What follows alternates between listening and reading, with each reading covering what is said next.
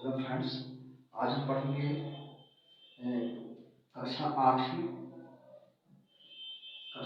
विषय गणित। अध्याय है 7 घन एवं घनमूल, है ना। तो उसके पहले समझने के पहले फ्रेंड्स थोड़ा सा आपको बताने जा रहा हूँ। आपके सामने हमारे सामने माँ सरस्वती जी भी विराजमान है।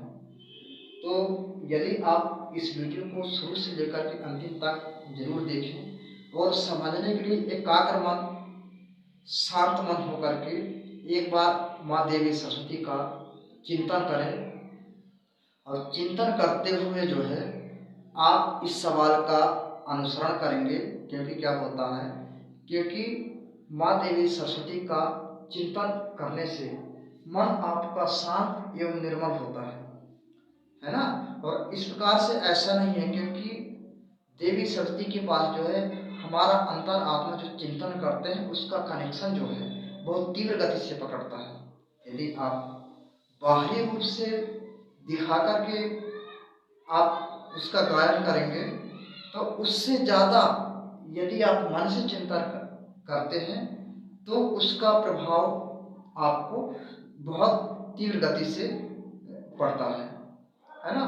तो इस तरीके से जो है, क्योंकि ज्ञान की दाता, ज्ञान को देने वाली है ना, एक सरस्वती माता जी है, जिसका वंदना, जिसका चिंतन हर विद्यालय पर किया जाता है। विद्यालय लगने के पहले, अध्ययन होने के पहले सरस्वती माता का ही वंदना किया जाता है। तो इस प्रकार से आप जो है शांत मन होकर के माँ सरस्वती का ध्यान करते हुए फ्रेंड्स इस क्वेश्चन को जो है एकाग्र मन से समझेंगे शुरू से लेकर लास्ट तक। तो हम इस सवाल को समझते हैं। देखिए, प्रश्नावली 7.2 में जो दिया गया है, प्रश्न पहला, अभाज्य गुणनखंड विधि से प्रत्येक संख्या का घनमूल ज्ञात कीजिए। तो हम 64 का भी ज्ञात करेंगे और 512 का ज्ञात करेंगे। तो उसके पहले फ्रेंड्स आपको गुणनखंड जो घनमूल ज्ञात करने के पहले हम घन को समझना जरूरी है। घन क्या होता है, फिर उसमें मूल लग जाता है।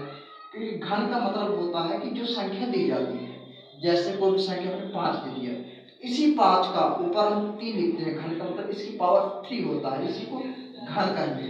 क्योंकि 3 रहता है तो इसी 5 का गुणा हम 3 बार करेंगे। 5 गुणा 5 गुणा 5, तो गुणा करेंगे फ्रेंड्स तो आएगा 5 25, 25 25 125। तो 125 हमारा 5 की पावर 3 का घन जो प्राप्त हुआ हमको 125। ये आपका आंसर आ जाएगा घन ज्ञात करने के बोला जाए तो। और एक क्वेश्चन और है फ्रेंड्स कि एक 11 का एक ऐसा घन है जिसको आपको कम समय में बिना गुणा किए ज्ञात करना। जैसे कि देखिए, इसको बता रहा हूं मैं कि 11 का घन इसका आ जाएगा, 11 का घन 3 है तो इसका जैसे 11 गुणा 11 की, तो इसका आंसर आ जाएगा 1 2 1। क्योंकि 11 2 अंक का है तो 1 2 गिनती किए और उसकी उल्टी गिनती लगा दी 1। और इसको चेक करना चाहें तो आप कर सकते हैं 11 गुणा 11, तो 11 का करेंगे गुणा तो 11 आ जाएगा, फिर 11 करें तो 11 आ जाएगा, जोड़ देंगे 1 2 1, ये हमारा वही संख्या प्राप्त हो गया। और इसके बारे में मैं कम समय में गुणा करने की तरीका अगली वीडियो में बताऊंगा फ्रेंड्स। तब तक के लिए अभी घन कैसे ज्ञात करते हैं ये अभी आपको समझ में आ गया होगा। अब चलते हैं घनमूल कैसे ज्ञात करते हैं। हम 64 का घनमूल ज्ञात करेंगे फ्रेंड्स। तो चलिए फ्रेंड्स हल करते हैं। तो फ्रेंड हम 64 का घनमूल ज्ञात करेंगे। यहाँ एक चीज ध्यान रखेंगे आप, यदि ये कर्णी जो बना रहता है ऐसा, कर्णी यहाँ 3 लिखा रहता है, कर्णी 64 3, तो यदि ऐसा दिया रहता है तो यह घनमूल ज्ञात करके नहीं बोला जाता है।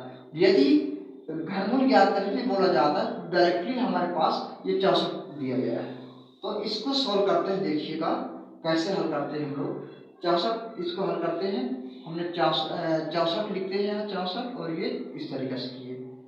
चाहे तो इसको आप इस तरीके से बना सकते हैं 64, इसको इकाई में 4 मतलब 2 का जाएगा, तो 2 का भाग देंगे 64 में, देखिए 2 3 6, दो दूनी 4, ये चला गया फ्रेंड्स। फिर 2 से जाएगा, 2 एकम 2, बचा 1, 2 छिक्का 12, फिर 2 से जाएगा 2 अट्ठे 16, फिर 2 से जाएगा 2 चौके 8, फिर 2 से जाएगा 2 दूनी 4, तो 2 एकम 2। इस तरीक़ा से जो है अभाज्य गुणनखंड विधि से इसका घनमूल जो है कंप्लीट कर लेते हैं। अब देखिए इसको हल करते हैं। 64 ये दिया, करने दिया गया है, और ये पावर 3। अब देखिए क्या करते हैं, इसको लिख लेते हैं पूरा। 1 2 3 4 5 6, 6 2 है, 2 गुणा 2 गुणा 2 गुणा 2 गुणा 2 गुणा 2, ये हमने लिखा है ना। इसके बाद ये ऊपर 3 लिखा है, तो 3 3 का जोड़ा बनाएंगे इसमें, और एक जोड़ से बाहर निकाले 2, एक जोड़ से बाहर निकाले किया जाएगा तो 2 4, तो करनी 64 का घनमूल हमको 4 प्राप्त हो। ये आपका आंसर, यानी आंसर दे रहा हूँ ये। इस प्रकार से जो है हम अभाज्य गुणनखंड विधि से घनमूल ज्ञात करते हैं। लेकिन एक फ्रेंड्स ध्यान दीजिए कि यहाँ घनमूल यदि पहले से लिखा है तो इसको आप ना भी बनाएंगे, ऐसा भी रखेंगे, ये भी ना बनाएंगे, सीधे आंसर लिखेंगे तो आपका भी आंसर करेक्ट रहेगा, है ना। इस तरीक़ा से है।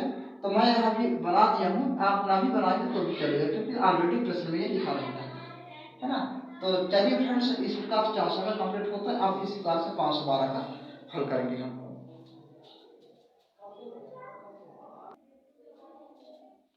इसी प्रकार फ्रेंड्स हम 512 को सोल्व करते हैं। देखिएगा यहाँ हमने लिखा 512, ये किया हमने। देखिए ये 2 से जाएगा, इकाई में 2 है तो 2 दूनी 4, बचा 1, उतार 1, 2 पंचे 10, फिर ये 2 छिक्का 12, ये हो गया। फिर 2 से जाएगा 2 एकम 2, 2 दूनी 4, और बचा 1, 2 अट्ठे 16। और आपसे ये ना बने तो आप अलग से हम भाग कर सकते हैं। तो देखिएगा जैसे फिर 2 से जाएगा, एक हेल्प के लिए बता रहा हूँ। देखिए जैसे 128 से हम 2 का भाग देते हैं, 2 छिक्का 12 हुआ, उसमें उतारे 8, 2 चौके 8, 64 हुआ। तो आप यहीं से भी कर सकते हैं, इस तरीके से कर सकते हैं, सभी का कर सकते हैं।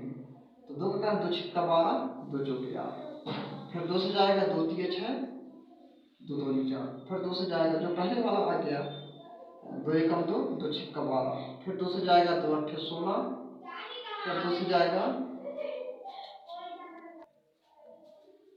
तो ये भी जाएगा 4 12 में, 2 चौके 8, फिर 2 दूनी 4, 2 एकम 2। अब वही फिर अपनाएंगे फ्रेंड्स, इनको लिख लेंगे हम।